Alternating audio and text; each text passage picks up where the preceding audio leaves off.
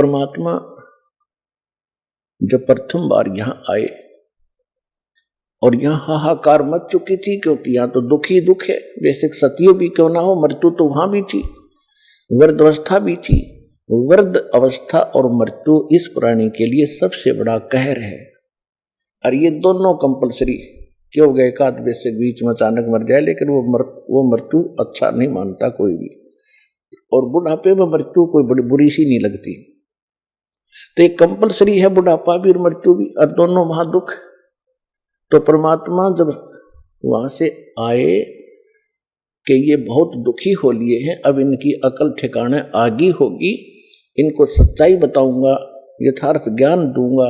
तुम यहाँ के रहने वाले नहीं हो, तुम सतलोक में रहते थे, वहाँ कोई अभाव नहीं, वहाँ कोई मृत्यु नहीं, वहाँ कोई वृद्ध अवस्था नहीं, वो शरीर दूसरा मिलेगा आपको। ये सब ज्ञान देने के लिए परमात्मा उद्देश्य लेकर आए। जब इस 21 ब्रह्मांड में प्रवेश होता है तो सबसे पहले ये काल वहां बैठा होता है, और वहीं पर इसने एक तपस्शिला बना रखी है, जिसके ऊपर 1,00,000 प्रतिदिन मानव शरीरधारी प्राणियों को ये उसके ऊपर भूनता है, उनसे निकले हुए गंध को ये खाता है, और जीवात्माएं फिर अपने कर्मानुसार पुनर्जन्म के अंदर आ जाते। यहां एक ऐसा रूटीन बना रखा है, ऐसा प्रोसेस है, इसका प्रोसीजर है। तो जो ही परमात्मा वहां आकर खड़े हुए, कहां पर 21वें ब्रह्मांड के सबसे पहले स्थान पर, जहां पर 1,00,000 मानव शरीरधारी प्राणियों को भून कर खाने का इसने सिस्टम बना रखा है, तपस्शिला। एक पत्थर की टुकड़ी बहुत बड़ी जो स्वतः गर्म रहती है, और वहां पर 1,00,000 प्राणी जल रहे थे। उनके पास परमात्मा आकर खड़े हो गए। जो ही भगवान उनके पास आकर खड़े हुए तो उनकी जो तपत थी, जो आंच थी, वो नहीं लगी। टुकड़ी ज्यों की तो गर्म थी, ऐसे ही उसमें से लपट निकल रही थी। लेकिन उन जीवों को जो वहां बैठे थे उसमें भून रहे थे, उन पर आंच लगनी बंद होगी और वो बैठ गए सारे। तब सामने भगवान को देखकर उन्होंने कहा कि हे परमात्मा, हम कौन से कर्म का दंड यहां भोग रहे हैं। उन्होंने सोचा यही है भगवान, ये आ गया सामने खड़ा है। परमेश्वर कबीर जी ने कहा कि तुम जो ये सजा भोग रहे हो, ये तुम्हारे नीचे की कर्मों की नहीं, ये तो सतलोक में तुमने गलती की थी उसका दंड है। फिर परमात्मा ने सृष्टि रचना सुनाई उनको कि तुम पहले वहां रहते थे जहां से मैं आया हूं। वहां कोई मृत्यु नहीं थी, वहां जन्म नहीं था, कोई रोग नहीं था, किसी चीज का अभाव नहीं था। और तुमने ये गलती की थी, जो यहां का भगवान है, किस ब्रह्मांड का जो स्वामी है, ये काल है, ये ज्योत स्वरूपी निरंजन है, इसको ब्रह्म कहते हो तुम। तो इसने एक गलती की थी ऊपर, इसको श्राप लगा था उस कारण से कि 1,00,000 मानव शरीरधारी प्राणियों को ये व्यर्थ खाओगा। और तुमने गलती की थी कि भगवान को छोड़कर तुम इसके साथ यहां पहुंच गए। वो दंड तुम ये भोग रहे हो तो तपस्शिला। और अब जाओगे नरक में, वो तुम यहां के कर्म भोग रहे हो। कोई गधा बना है, कोई पशु बना है, कोई पक्षी बना है, कोई जलचर बन रहा है। और उस तपस्शिला के ऊपर सभी गए हुए थे, धर्मगुरु भी थे, आम जनता भी थी। उस समय सबकी अकल ठिकाने थी कि हमसे कोई भूल बड़ी है, जिस कारण से गुरु भी वहीं तपस्शिला पर भूलने जा रहे थे। और 1-2 चेला भी साथ मर रहा था, उसके साथ गया था। तब परमात्मा से उन्होंने पूछा, भगवान ऐसी कौन सी साधना है? तो भगवान परमात्मा कबीर जी ने बताया कि मैं जो विधि बताता हूं, इसमें एक सतनाम है, एक सार नाम है। उसकी भक्ति से तुम पूर्ण मोक्ष होगे, इस तपस्शिला पर नहीं आओगे। तब वहां तो मरते सभी कह रहे थे, भगवान हमने वो मंत्र दे दो, हम खूब भक्ति कर लेंगे। परमात्मा बोले कि अब तो वो बात तुम्हारे हाथ से जा चुकी है, जब तुम जाए धरो जग नर देहा, तब तुम करना मेरे सत सबद स्नेहा। जब कभी तुम्हें मनुष्य जीवन प्राप्त हो, तुम्हारे संस्कार अच्छे हो, मनुष्य जीवन प्राप्त हो, और मेरा कोई दास उस सतनाम को दे रहा हो, वहां जाके नाम लेना, उस नाम से मोक्ष होगा। तब वो कहते हैं भगवान बहुत भारी भूल बनी हमसे, और अब के मनुष्य जीवन मिल गया तो ऐसा संत खोजेंगे जो सतनाम और सारनाम दे रहा होगा। परमात्मा कहते हैं कि तुम ऐसे वायदे तो मुसीबत में ही करते हो, जब तुम सुखी होते हो तब कभी ये सोचते नहीं। दुख में सुमरण सब करे, सुख में करे ना कोई, जय सुख में सुमरण करो, तो दुख कहे क्यों होए। सुख में सुमरण किया नहीं, दुख में करते याद, कहे कबीरता दास की, कौन सुने फरियाद। परमात्मा कहते हैं कि जब तुम पर आपत्ति आती है तो भगवान खोजते हो, और जिस समय तुम सुखी होते हो तो बकवाद खोजते हो। यदि आप सुख में भी भक्ति कर रहे होते तो दुख नहीं होता, और जब आपत्ति आई तो अब कह रहे हो हम भक्ति कर लेंगे, कि अब नहीं बनेगी बात। जब तुम्हें मानव शरीर प्राप्त हो और सतनाम और ये सार नाम का ये कोई प्रचार कर रहा हो, उस संत मेरे से नाम लेकर अपना मोक्ष करा लेना। और जिसको तुम वो धर्म गुरुओं को भगवान बता रहे थे जो मरने के उपरांत तपस्या पर भूने जा रहे थे, नकली, उनसे कह रहे थे कि तुम ब्रह्म को सुप्रीम पावर मानते थे ब्राह्मणों, ये ब्रह्म तो काल है जिसका 21 ब्रह्मांड के अंदर जाल है, उसको तुम समझ नहीं सके, और आप ब्रह्म को निराकार बताते हैं। अब देखो इनको खाने के लिए वो ब्रह्म आ रहा है, वो काल आ रहा है, वो देखो सामने से। अब काल ने अपना टाइम फिक्स कर रखा है, और उस टाइम के समय वो सभी जितनी भी आत्माएं उस तपस्या के ऊपर भुनी जाती हैं, वो भुनने के बाद अपने आप निकल जाती है। तो उसका वो समय हो चुका था, वो उस आहार करने के लिए आया था, उसने सोचा था वो सब चली गई होंगी, लेकिन परमात्मा इस काल से ऊपर पावर शक्ति ज्यादा है, परमात्मा के सामने ये काल रुक जाता है। यहां पर समय प्रधान है और समय के ऊपर परमात्मा प्रधान है, तो उनको रोक दिया दाता ने, ये दिखाने के लिए कि देखो वो आ रहा तुम्हारा भगवान जिसको तुम निराकार कहते हो। सामने क्या देखा? ओछा माथा, लंबे दांत और बड़ा भयंकर विकराल शरीर उसका। कहा मालिक ने कि वो आ रहा है तुम्हारा भगवान जिसको तुम परमात्मा कह रहे हो, जिसको तुम ब्रह्म कह रहे हो, ये तो काल है। जो गीता अध्याय नंबर 11 के श्लोक नंबर 32 में कहता है कि अर्जुन मैं काल हूं और अब सबको खाने के लिए आया हूं, प्रवृत्त हुआ। तू ना युद्ध करेगा तो भी मारूंगा इनको। परमात्मा ने बताया कि ये है वो तुम्हारा भगवान। अब उसको देख करके सब फिर घबरा गए।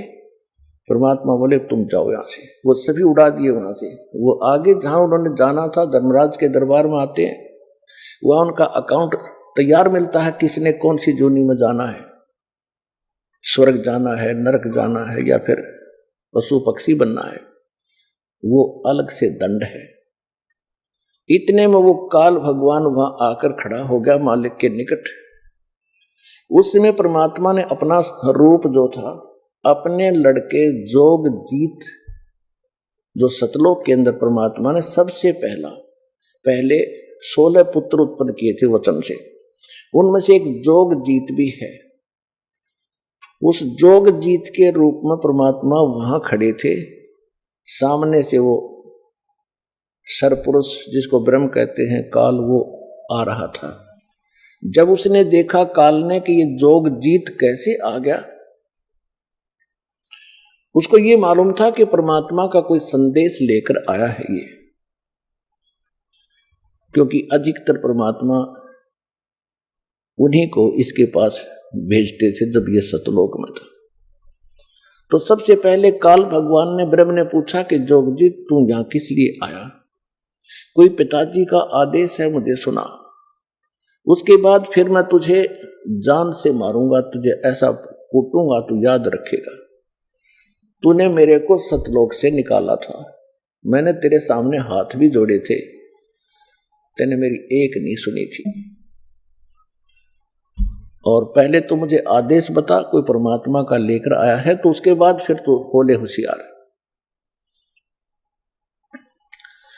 तो परमात्मा ने कहा कि सुन ले ज्योत निरंजन, आदेश परमात्मा का, मैं नीचे जाऊंगा, नीचे के ब्रह्मांडों में जाऊंगा, पृथ्वी लोक पर जाऊंगा, स्वर्ग लोक में जाऊंगा, सब देवों को समझाऊंगा, उनको परमात्मा की जानकारी दूंगा। और आपने सबको मिसगाइड कर दिया, सबको गलत ज्ञान बता रखा है, गलत साधना करके कोई कुत्ता बना, कोई गधा बना, कोई सूअर बना है, किसी को कैंसर हुई है, हाहाकार मचा हुआ है, कोई जीव सुखी निष्कंदे लोग। इनको सच्चा नाम दूंगा, सच्चा ज्ञान दूंगा, सच्चे भगवान की मैं कथा सुनाऊंगा। और परमात्मा ने मुझे ऐसा मंत्र दे दिया सतनाम और सारनाम का, सबको सारनाम और सतनाम दूंगा, सब निर्बाध सतलोक चले जाएंगे। और तेरी पोल पाड़ूंगा, तू काल है, तू अपने आप में भगवान बन बैठा है यहां पर। तब काल ने सोचा ये तो मेरा नाश करेगा, मेरा बाग उजाड़ेगा, इसको यहीं अब खत्म करूंगा। इस उद्देश्य से लेकर के कहने लगा जोगजी तू होशियार, तू जाके दिखा नीचे। अब जो ही परमात्मा की तरफ वो दौड़ा अटैक करने के लिए, तो परमेश्वर ने सतनाम का सिमरण किया। उसको ऐसा झटका लगा, वो ऐसा गिरा नीचे, इतना भयभीत हो गया, उसको ऐसा अटैक हुआ। इसमें इतनी ताकत है इस सतनाम के मंत्र में। ये अध्यात्म पावर है, और अध्यात्म पावर बहुत प्रबल होती है। इतना भयभीत हो गया कि वहां से कहते पाताल में जाके गिराइए, परमात्मा इसके साथ साथ गए। ये बहुत भयभीत हो गया, हाथ जोड़ने लग गया। परमेश्वर ने कहा कि ऊपर ही चलो, ही या कोई और सुनेगा हमारी बातों को, तो ऊपर चलो। इसको फिर लाए, ऊपर ले गए, और ऐसे गिरा पड़ा रहा नीचे जैसे पक्षी की पंख कट जाती हैं, उड़ नहीं सकता, तड़प रहा होता है। तब इसने पैर पकड़ दिए, नीचे नीचे सरक गए कबीर भगवान के, जब जोग जीत रूप में मालिक वहां खड़े थे। चरण पकड़ के रो रहा है कि तू मेरा बड़ा भाई, मैं तेरा छोटा भाई। छोटे तो गलती कर देते हैं, बड़े अक्षमा किया करते हैं, मुझे माफ कर दो। मैंने तो एक भाई समझकर तेरे साथ ये डिठाई कर दी, ये गलती कर दी। आप तो बख्शनहार हो, अब मैं तो आपको पिता का स्वरूप मानता हूं, मुझे माफ कर दो। अपने आत्माओं, यहाँ प्रत्येक प्राणी के अंदर ऐसा स्वभाव है, क्योंकि यथा राजा तथा प्रजा। तो हम सभी में ये वही दोष है, जब हमने काम निकालना होता है तो चरण पकड़ लेते हैं, हाथ जोड़ते हैं, चापलूसी करते हैं। उससे पहले हम अपनी ताकत का इजहार भी करते हैं कि इसको डरा धमका के कुछ काम करा लूं। जब देखते हैं कि सामने वाला ताकतवर है, तो हम उसके चापलूसी करके अपना उल्लू सीधा करना चाहते हैं। परमात्मा ने कहा कि मेरे पैर छोड़ दो। नहीं, तब छोड़ूंगा जब आप मेरी कुछ शर्त मंजूर कर लगे। परमेश्वर ने कहा कि बोल, तेरी क्या शर्त है? एक तो ये है कि 3 युगों में जीव कम ले जाना, और चौथा युग जब कलयुग आवे तो आप कितने ही जीवों को निकाल ले जाना। परमात्मा को मालूम था कि 3 युगों में ये प्राणी मेरे काबू में आएंगे नहीं, क्योंकि इनको सुख रहेगा। सतयुग के अंदर बहुत पुण्यात्मा आत्माओं का जन्म होता है, और जैसे संस्कार लेकर प्राणी यहां उत्पन्न होता है, परमात्मा उसकी वैसी ही व्यवस्था उसके अनुसार कर देता है। तो सतयुग में पुण्यकर्मी प्राणी होते हैं, सुंदर आबहवा होती है, लाखों वर्ष का जीवन होता है, बाप से पहले पुत्र नहीं मरता और पत्नी विधवा नहीं होती, इतना अच्छी व्यवस्था रहती है, लाखों वर्ष का जीवन होता है, तगड़े तगड़े शरीर, लंबे लंबे बड़े फलदार वृक्ष होते हैं, कोई चीज का भाव नहीं। जैसे आज हम मेहनत करते हैं गेहूं चने बनाने के लिए, इतने सब तो उगे रहते हैं, सब तो इतने रहते हैं, तोड़ दो खा लो और रख लो, बाकी पड़े खड़े रहो, उन्हीं से झड़ कर फिर अगली बार फिर उग जाते हैं, इस तरह रहता है वहां पर। तो उसके बाद त्रेता युग आता, उससे कुछ कम संस्कार के लोग उत्पन्न होते हैं। द्वापर में फिर उनसे भी कुछ कम अच्छे किस्मत के होते, लेकिन दुख फिर भी कम होता है। जब तक इस प्राणी को दुख नहीं होता तब तक ये भगवान याद नहीं करता, कोरी बकवाद याद करता है, ये ऐसा स्वभाव बन गया। तो परमात्मा को मालूम था कि 3 युगों में ये पार नहीं होंगे, ये सुनेंगे भी नहीं मेरी बात। फिर चौथे युग में परमात्मा ने कहा ठीक है भाई, तेरी ये शर्त मैंने मंजूर कर ली, और बोल। फिर कहा कि पहले चौथे युग में परमेश्वर ने कहा कि चौथा युग जब आएगा मैं अपना कोई अंश भेजूंगा और पूरी पृथ्वी पर मेरा ही उपदेश रहेगा, मेरा ही ज्ञान रहेगा, मैं एक ही भगवान रहूंगा।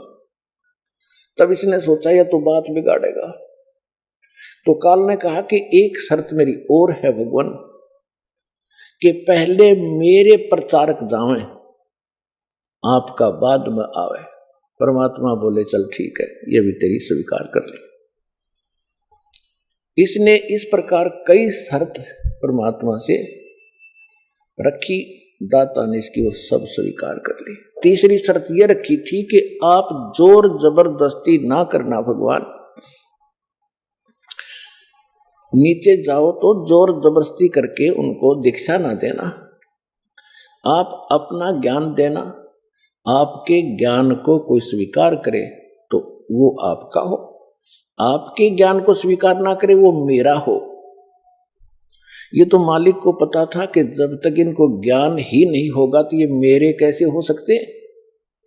परमात्मा बोले भाई ठीक है। फिर इसने शर्त रखी जी, एक शर्त और है, क्या कि पहले मेरे प्रचारक जाएंगे, आपका फिर बाद में आवे कलयुग में। परमात्मा ने कह दिया कि ठीक है, ये तथास्तु, हम बाद में चले जाएंगे। जब इसने देख लिया, क्योंकि जीव है ये भी, और जीव की बुद्धि जीव सत्र की होती है, और कबीर परमात्मा है, सर्वशक्तिमान है, सर्वज्ञ है। तब उसने क्या देखा कि अब ये क्या करेगा, चौथे युग में आएगा, कर लेंगे जो करना है। एकदम खड़ा हो गया, गर्द निकली, बच्चा सुखी, इस फार्मूले से खड़ा हो गया। तो तब कहा कि जाओ जोग जीत संसारा, जीव न माने कहा तुम्हारा। फिर कहते 12 पंथ करूं मैं साचा, और नाम तुम्हारा ले करूं आवाजा। उन 12 पंथ नाम जो ले ही, वो हमरे मुख आन समोही, और अनेक पंथ चलाऊं, या विद जीवा को भरमाऊं, देवल धाम और मंदिर पुजवाऊं, और ऐसी भक्ति दृढ़ करवाऊं, नकली भक्ति दृढ़ करवाऊं, और जाइयो जोग जीत संसारा, फिर जीव न माने कहा तुम्हारा। जीव तुम्हारा कहा न माने, हमरी ओढ़ हो बाद बखाने। ऐसे अज्ञान से भर दूंगा, मंदिर मस्जिद गुरुद्वारे धाम इनकी पूजा पर दृढ़ कर दूंगा, और तीर्थ व्रत जब तक चतलाऊं, या विद जीवों को भरमाऊं। तीर्थों पर, व्रत के ऊपर, धाम मंदिर, देवल कहते मंदिर को, इनमें दृढ़ कर दूंगा इनकी बुद्धि को, और तेरी कोई नहीं सुनेंगे। जब तुम्हारा पीछे अंश जाएगा उसकी कोई नहीं सुनेगा और मेरे वकील बन करके तुम्हारे साथ विवाद किया करेंगे। जाइयो जोग जीत संसारा, जीवन माने कहा तो। परमात्मा को उसकी बुद्धि के सतर पर हंसी आ रही थी और परमात्मा ने कहा ठीक है, कलयुग बीते 5500 पाचा, तब ये वचन मेरा होगा साचा। कलयुग बीत जावे जब एता, चौथा युग जब कलयुग आई, तब हम अपना अंश पठाई। घर घर देखो बोध विचारा, सतनाम सब ठोर उचारा। हाँ, फिर इसने एक शर्त और रखी थी कि हे परमात्मा, जो आप नाम दोगे ना और जिससे वो पार होगा, वो सतनाम मुझे बता दो, ताकि जिसके पास वो सतनाम होगा मैं उसे दूर हो जाऊंगा। परमात्मा बोले मुझे इतना बिल्कुल नादान मत समझे, हाँ ऐसा मेरा बौड़ा मत समझे मूर्ख, और जो तेने चतुरता की है इसका तुझे आगे पता लगेगा। परमात्मा ने कहा कि उस सतनाम को नहीं बताऊंगा तेरे को, तू तो जुल्म कर देगा, और उस सतनाम की यह शक्ति तूने देख ली है। जिसके पास, मेरे हंस के पास सतनाम होगा, तो निकट जाके दिखा दिए उसके, आप पे पता लग जा कि इसके पास वो सतनाम, तुझे बताने की जरूरत नहीं पड़ेगी। वह सतनाम ऐसा होगा जैसे मैंने सतनाम का सिमरण किया तो पताल में जाके गिरा था, और जिस हंस के पास ये सतनाम होगा उसकी ये हालत होगी, कुछ छेड़ के दिखा दियो मेरे बच्चे को।